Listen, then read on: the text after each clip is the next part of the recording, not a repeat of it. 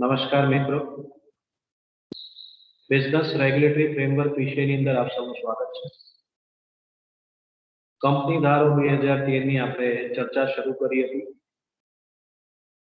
અત્યાર સુધીમાં આપણે કંપની અને કંપની ધારા વિષયનો જરાક ઇતિહાસ જોઈ ગયા.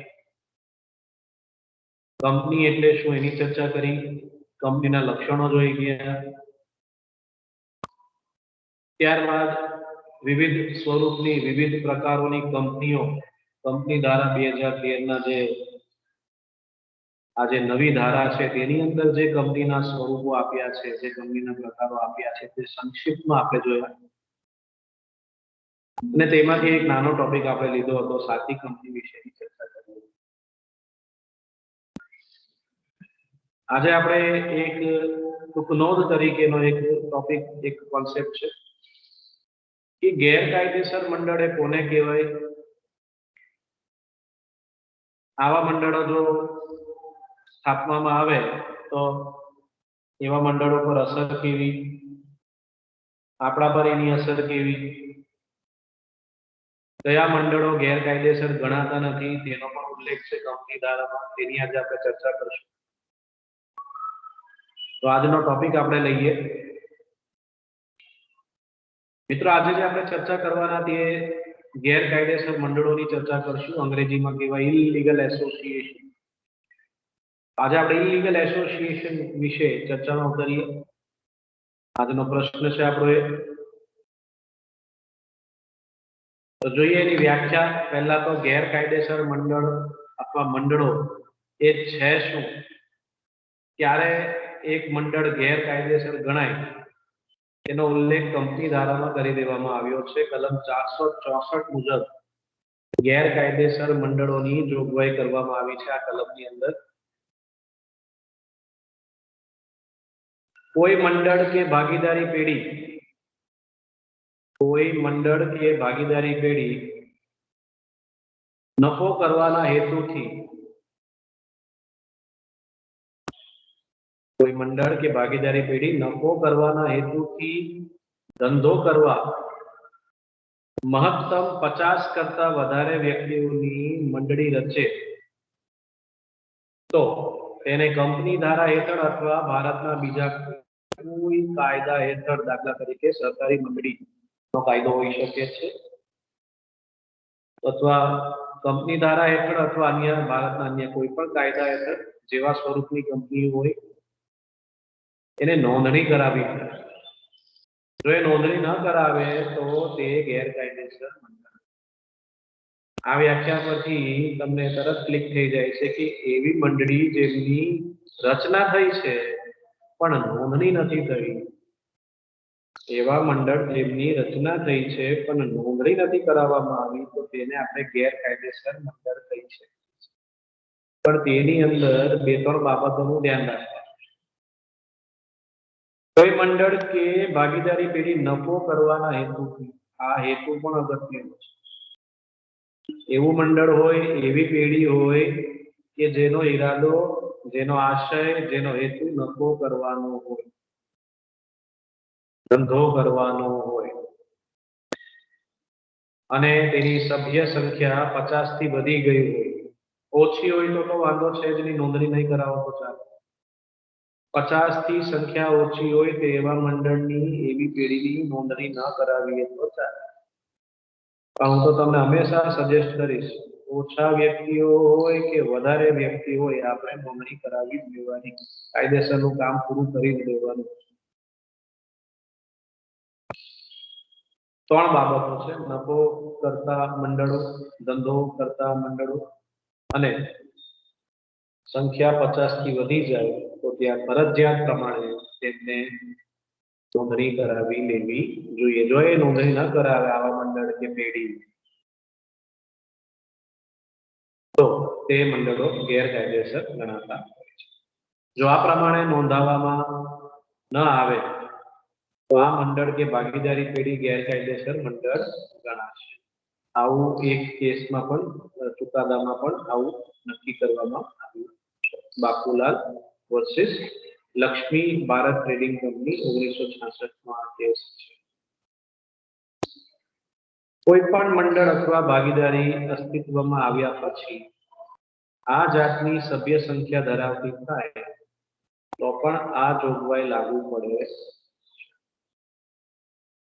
એટલે 50 કા 50 થી સભ્ય સંખ્યા વધે એટલે તરત જ આપણે એ મંડળનું રજીસ્ટ્રેશન કરાવી લેવું જોઈએ. એવું પણ એક બીજા કેસના ચુકાદામાં નક્કી કરવામાં આવ્યું છે. નિવારણ ચંદા વર્સિસ લલિત મોહન 1938 કેસ છે. એટલે હું તો તમને એક સલાહ આપીશ કે તમે કોઈ પણ મંડળીની રચના કરો અથવા કોઈ મંડળીમાં તમે સભ્ય બન્યા હોય, મેમ્બર બન્યા હોય, તો એક જાગૃત નાગરિક તરીકે, એક જાગૃત સભ્ય તરીકે કાયદાની તમને જે ભનક હોય, ખબર હોય, આઈડિયા હોય, નિયમો ખબર હોય, કાયદો ખબર હોય, તો ત્યાં તમારે પણ સાવચેતી રાખવી જોઈએ કે જે તે મંડળ હોય, સભ્ય સંખ્યા ઓછી હોય કે વધારે હોય, આપણે એની નોંધણી કરાવી. સેફ કેન્દ્ર. હવે આપણે આગળ વધીએ, શરતો જોઈએ કે નીચેની શરતો હોય તો તે કંપની ધારાની કલમ 464 પ્રમાણે ગેરકાયદેસર મંડળ કહેવાય. હવે જે નીચેની જે શરતો આપણે 1 બાય 1 જોશું ને, જો એ સામેલ હોય તો તમે કહી શકીએ કે આપણે કહી શકીએ છીએ કે આ મંડળ ગેરકાયદેસર છે. કોઈ પણ પ્રકારના ધંધામાં મહત્તમ 50 કરતા વધુ વ્યક્તિઓ, સંખ્યા 50 થી વધી જાય, કોઈ પણ સ્વરૂપનો ધંધો કરતા હોય પણ સભ્ય સંખ્યા જો 50 થી વધી જાય તો એ ગેરકાયદેસર મંડળ કહેવાય. મંડળીની રચના ધંધો કરવા માટે થયેલી હોવી જોઈએ. બિઝનેસ માટે તમે એની રચના કરી હોય છે, એટલે કોઈ એનજીઓ નથી ખોલતા, કોઈ સાંઈ બાબા ચેરિટેબલ ટ્રસ્ટ નથી. સમજો, તમારો હેતુ ધંધો કરવાનો હોય, સભ્ય સંખ્યા 50 થી વધી જાય, અને ત્રીજું નફો કમાવાનો ઈરાદો હોય. આ 3 શરતો છે. આ 3 શરતો હોય, આવી રીતની સિચ્યુએશન હોય કે તમે ધંધો કરવા માટે કોઈ મંડળીની રચના કરી હોય, નફો કમાવાનો ઈરાદો હોય, અને સભ્ય સંખ્યા જો 50 થી વધી જાય અને તમે નોંધણી નથી કરાવી તો એ મંડળ ગેરકાયદેસર ગણાય. પરંતુ જો કોઈ પણ પ્રકારના ધંધામાં મહત્તમ 50 કરતા ઓછી વ્યક્તિઓ હોય તો તેઓ કાયદેસર ધંધો કરી શકે તે માટે કંપની ધારા હેઠળ કે અન્ય કાયદા હેઠળ નોંધણી કરાવવાની કોઈ જરૂર નથી. સંખ્યા 50 થી વધે તો જ ફરજિયાત છે મિત્રો કે તમારે નોંધણી કરાવવાની. પરંતુ સભ્ય સંખ્યા 50 થી ઓછી હોય તો કોઈ જોર જબરજસ્તી નથી, કોઈ દબાણ નથી તમારા પર, કોઈ કમ્પલ્શન નથી, મેન્ડેટરી નથી. તમારે નોંધણી કરાવવી જ પડશે. ઓપ્શનલ થઈ જાય છે, વૈકલ્પિક થઈ જાય છે. આપણે નક્કી કરવાનું છે કે શું કરવું, નોંધણી કરાવીએ કે ન કરાવીએ. જો 50 ની સંખ્યા વધી જાય તો તમારે ફરજિયાત એની નોંધણી કરાવી લેવી જોઈએ. અસરો જોઈએ, પરિણામો જોઈએ કે ભાઈ જો ગેરકાયદેસર આપણે રચના કરીએ તો કઈ પરિસ્થિતિઓમાં આપણે મુકાશું. જેમ કે આપણે એક્ઝામ હોય, એક્ઝામમાં તૈયારી ન કરીએ તો કઈ પરિસ્થિતિઓમાં આપણે મુકાશું, શું પરિણામ આવશે, શું આપણે પાસ થશું કે ફેલ થશું કે એટીકેટીમાં મુકાશું. એક એવી જ સિચ્યુએશન અહીંયા છે કે જો મંડળ ગેરકાયદેસર હોય તો કઈ પરિસ્થિતિમાં એ મંડળ મુકાશે, એના સભ્યો મુકાશે અથવા અન્ય વ્યક્તિઓ મુકાશે, એની ચર્ચા હવે જોઈએ. જો મંડળ ગેરકાયદેસર હોય તો તે કાયદેસર અસ્તિત્વ ધરાવતું જ નથી. તમે કોઈ મંડળની સ્થાપના કરી હોય અને હમણાં આગળની જે 3 શરતો આપણે જોઈ કે સભ્ય સંખ્યા 50 થી વધી જાય, ધંધો કરવાનો ઈરાદો છે, નફો કમાવાનો ઈરાદો છે, ધંધો કરો છો, નફો કરો છો એમાં વાંધો નથી, પણ તમારી સભ્ય સંખ્યાની લિમિટ વધી જાય છે ત્યાં વાંધો છે. એ સભ્ય સંખ્યાની લિમિટ વધી જાય તો વાંધો છે શું? ભલે ને 1000 લોકો હોય, ના, 1000 માંથી કોણ હું કાંડ કરી રહ્યો છે ખબર પડશે નહીં એ એસોસિએશનની અંદર, એ મંડળીની અંદર. એટલે નિયંત્રણ રાખવા માટે સભ્ય સંખ્યાની લિમિટ રાખી છે કે 50 થી વધારે હોય તો તમારે ફરજિયાત નોંધણી કરવાની. કોણ કયા ગામમાં કયું ગેમ રમી આવે ખબર જ નહીં પડશે. એટલે એ નિયંત્રણ રાખવા માટે જેની નોંધણી ફરજિયાત કરી છે. નોંધણી હશે તો જેની સાથે ફ્રોડ થયો હોય કે કઈ ગડબડ થઈ હોય, કોઈ એવો વ્યવહાર થયો હોય જેથી આમ જનતાને તકલીફ થઈ હોય, સમાજને તકલીફ થઈ હોય, તો આવી ગેરકાયદેસર મંડળીઓ ઉપર એક્શન લેવા હોય તો લઈ શકાય. એની અંદર જે બાકીના સભ્યો હોય તેની પાસેથી વસૂલાત થઈ શકે. એટલે જો મંડળ ગેરકાયદેસર હોય તો તે કાયદેસર અસ્તિત્વ ધરાવતું જ નથી, એ છે જ નહીં. એમ ભલે એની નિર્માણ થઈ હોય, રચના થઈ હોય, પણ નોંધણી ન થઈ હોય તો કાનૂનની નજરોમાં એ મંડળ છે જ નહીં. કાયદેસરનું મંડળ નથી, એ ગેરકાયદેસર મંડળ છે.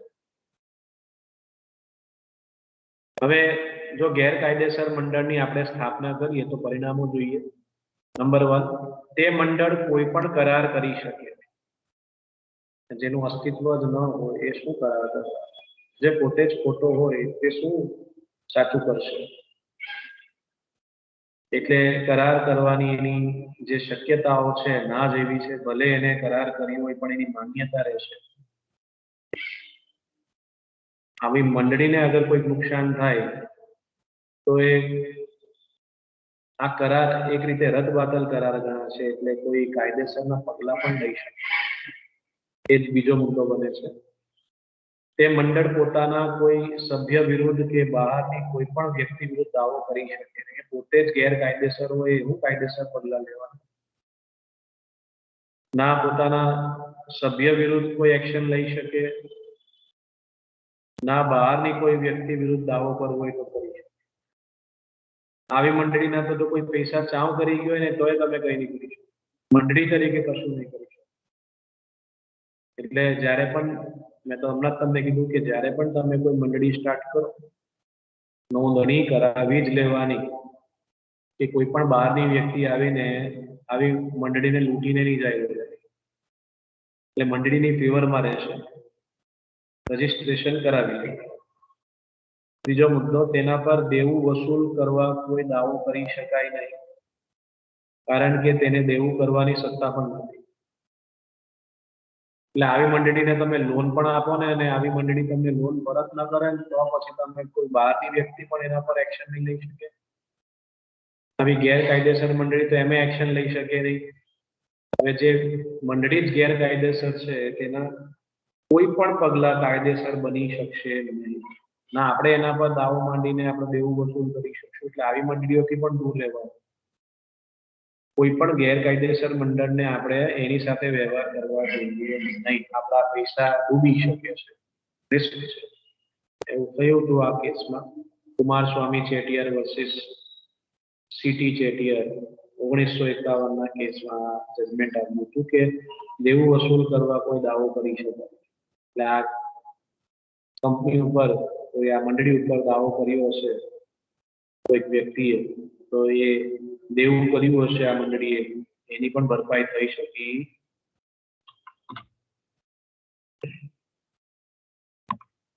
પરિણામોમાં આગળ વધીએ, અસરો પર આગળ વધીએ. એનું કંપની ધારા હેઠળ વિસર્જન થઈ શકે નહીં. સર્જન જ જેનું ન થયું ગણાય એનું વિસર્જન ક્યાંથી થશે? આ મંડળીની રચના ભલે થઈ હોય પણ એની નોંધણી તો થઈ નથી. એટલે કાનૂનની નજરોમાં મંડળી છે જ નહીં. એટલે તેનું કંપની ધારા હેઠળ વિસર્જન શક્ય નથી. કારણ કે કાયદાની દ્રષ્ટિએ તેનું કોઈ અસ્તિત્વ જ નથી. એટલે વિસર્જનનો કોઈ પ્રશ્ન જ ઉભો થતો.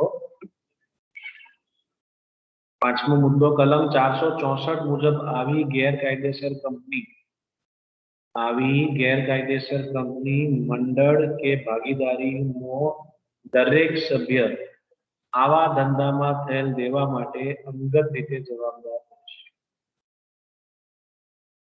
સૌથી મોટો પ્રશ્ન ઉભો થાય છે.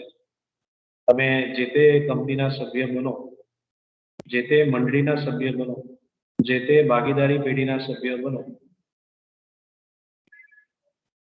જો એ ગેરકાયદેસર હશે તો અહીંયા તમારી જવાબદારી કેટલી હશે ને એ અનિશ્ચિત હશે, એટલે તમારી જવાબદારી અમર્યાદિત હશે એવી પરિસ્થિતિનું નિર્માણ થશે.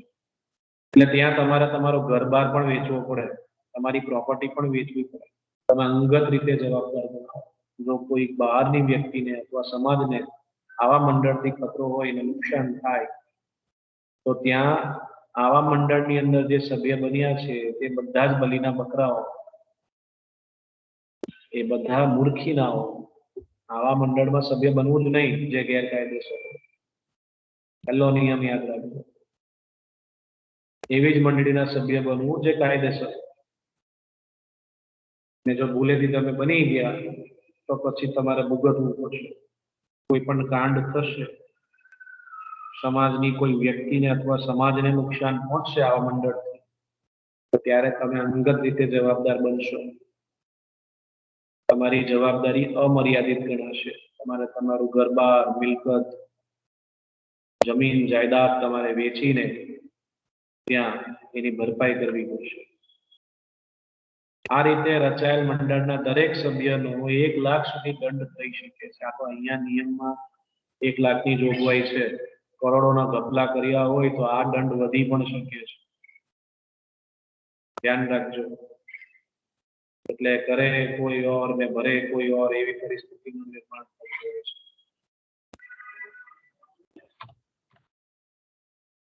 આગળ વધી અપવાદ. અપવાદ શરતો જોઈ ગયા, પરિણામો જોઈ ગયા. હવે અપવાદો પર આવીએ કે કયા સંજોગો છે અથવા કઈ એવી કંપનીઓ છે અથવા કઈ એવી સંસ્થાઓ છે જેને આપણે ઇલીગલ એસોસિએશન ગણતા નથી, માનતા નથી. અત્યાર સુધીની આપણે જેટલી પણ ચર્ચા કરી તેના આધારે ધંધા કરતા સંયુક્ત હિન્દુ કુટુંબને લાગુ પડશે. ઉપરની જે જોગવાઈઓ આપણે જોઈ ગયા તે ધંધો કરતા સંયુક્ત હિન્દુ કુટુંબને લાગુ પડશે નહીં. એટલે જે વ્યાખ્યા આપણે જોઈ ગયા ને કે 50 થી સભ્ય સંખ્યા વધુ હોય તો, નફો કમાતા હોય તો, ધંધો કરતા હોય તો, આ જોગવાઈઓ કોને લાગુ પડશે નહીં? કે સંયુક્ત હિન્દુ કુટુંબને આ જોગવાઈઓ લાગુ પડશે નહીં. ધંધો કરતા હિન્દુ અનડિવાઇડેડ ફેમિલી જે છે તેને આ જોગવાઈઓ લાગુ પડતી નથી. HUF ને લાગુ પડતી નથી. એટલે કે HUF માં સંયુક્ત હિન્દુ કુટુંબમાં મહત્તમ 50 થી વધુ સભ્યો હોય તો પણ નોંધણી કરાવ્યા વગર ધંધો કરી શકે. એટલે અહીંયા સભ્ય સંખ્યા હિન્દુ અનડિવાઇડેડ ફેમિલી એટલે જોઈન્ટ ફેમિલી જેમ આપણે કહીએ છીએ, તે સંયુક્ત કુટુંબનો ધંધો હોય, ધંધો કરીને નફો કમાતા હોય, સભ્ય સંખ્યા 50 થી વધી પણ જાય અને નોંધણી ન કરાવે તો કઈ એ ગેરકાયદેસર મંડળ ગણાશે. કાયદો એને અપવાદમાં ગણે છે. સંયુક્ત હિન્દુ કુટુંબને આપણે એની સભ્ય સંખ્યા 50 થી પણ વધી જાય તોય આપણે એને ગેરકાયદેસર મંડળ જાહેર કરવામાં આવી નથી, અપવાદમાં રાખી છે. પણ એમાં એક ચોખવટ કરી છે, એક ખુલાસો આપ્યો છે, તેનું ધ્યાન રાખવાનું છે. આપણે તો નિયમ બને એટલે એ નિયમને કેવી રીતના ભંગ કરવાનું ને એ પણ વિચારી લેતા હોય. અલબત્ત જો 2 કે વધુ સંયુક્ત કુટુંબો ભેગા થઈ ધંધો કરે અને તેની સભ્ય સંખ્યા મહત્તમ 50 થી વધે તો તે ગેરકાયદેસર. સંયુક્ત હિન્દુ કુટુંબ જે છે એક હોય અને એમાં એક હિન્દુ ફેમિલીની અંદર 50 ની સંખ્યા વધુ હોય તો એ કાયદેસર છે, ભલે નોંધણી ન કરાવે. પણ જો 2 કે 2 થી વધુ કુટુંબો ભેગા થઈ જાય, સંયુક્ત કુટુંબો ભેગા થઈ જાય અને એની સભ્ય સંખ્યા 50 થી વધી જાય અને નોંધણી ન કરાવે તો એ ગેરકાયદેસર મંડળ. એ ખુલાસો આપ્યો છે.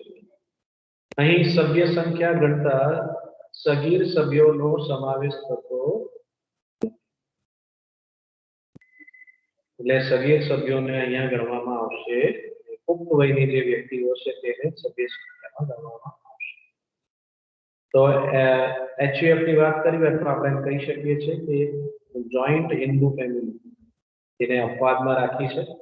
બીજો અપવાદ એ છે કે જો મંડળમાં ઉપર મુજબ સભ્ય સંખ્યા હોય પણ તેનો ઉદ્દેશ નફો કરવાનો હોય તો તેને ઉપરની જોગવાઈ લાગુ પડશે.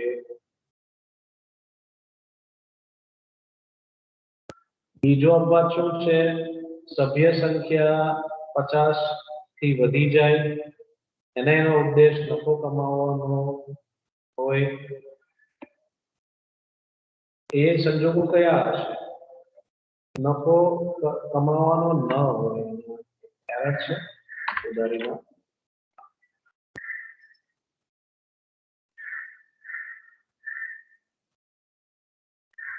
એ શબ્દમાં જરા ક્યારે હતી.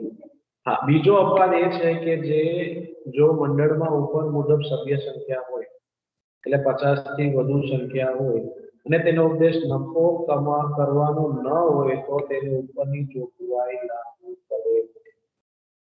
સભ્ય સંખ્યા 50 થી વધી જાય છે. આપણે નિયમ એમ જોયો કે સભ્ય સંખ્યા 50 થી વધી જાય તો નોંધણી કરાવવી, પણ એનો ઈરાદો નફો કમાવાનો ન હોય.